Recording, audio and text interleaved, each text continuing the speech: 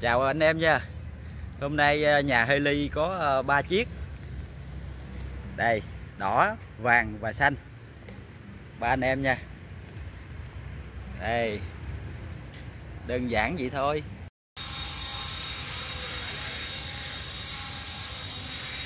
Nghe cái hơi gió nhẹ quá.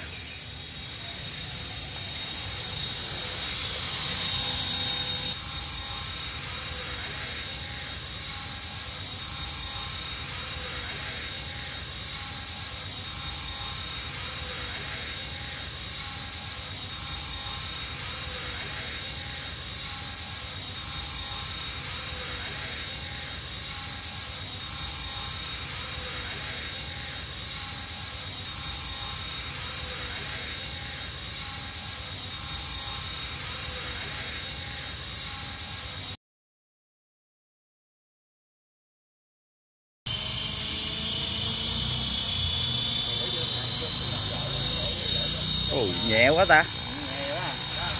Bay nhẹ nhàng dữ rồi tại. Quá êm.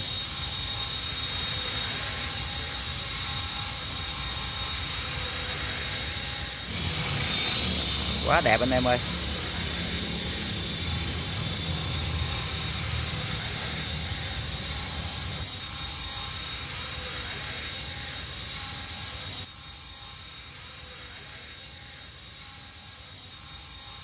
Quá dữ. Hiện giờ là đang đi vòng ngược.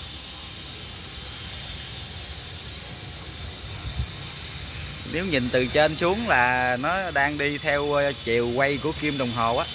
Nếu nhìn từ trên trời xuống á, đang đi vòng tròn theo chiều quay của kim đồng hồ.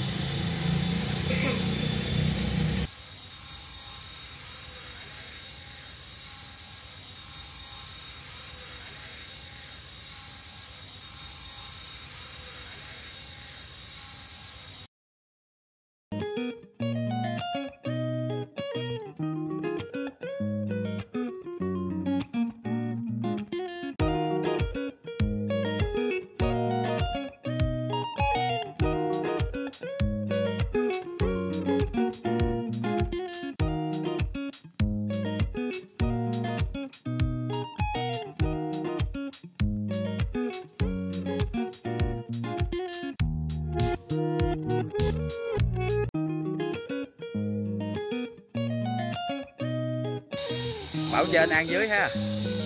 Ok. Đây là đoạn clip của hai anh em nhà Tarot và ở lại. Lâu lắm rồi mới thấy Haley bay cặp. Một cặp Haley bay quá đẹp luôn. Phối hợp quá ăn ý rồi. Quá êm, phối hợp ăn ý quá. Quá ăn ý luôn rồi.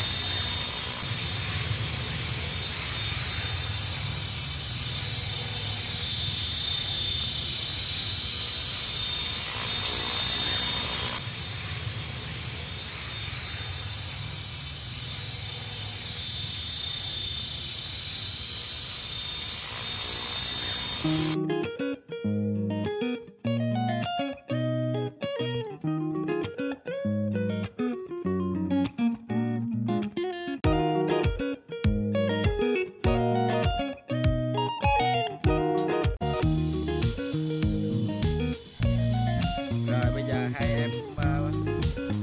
em ấy sẽ trở về bến. Đang từ từ